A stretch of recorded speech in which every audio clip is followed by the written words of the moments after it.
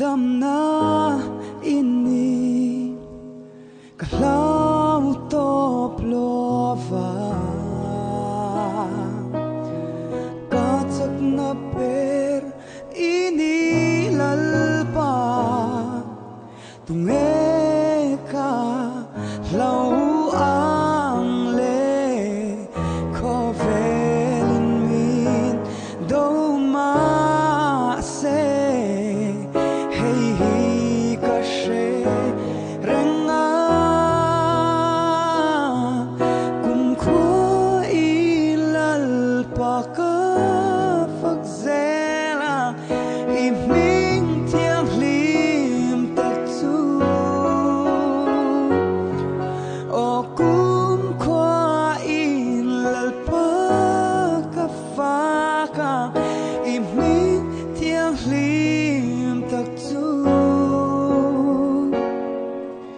lalpa ng makadutse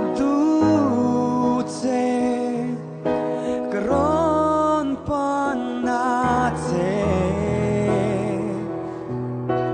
iropoy na partlan at sengturin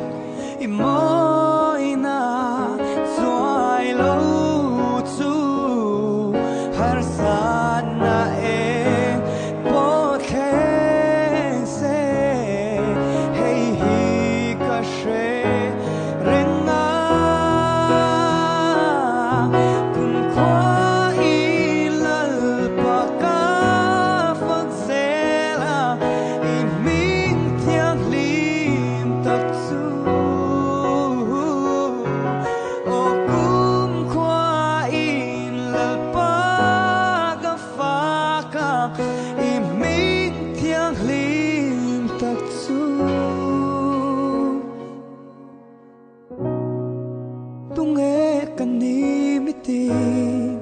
ti a min lo zo chuan Krista pathian fa pa ti in ka chang che tung e kan ni mi ti a min lo zo chuan Krista pathian fa pa ti in ka chang che got me jumping like boom shakalaka, boom shakalaka.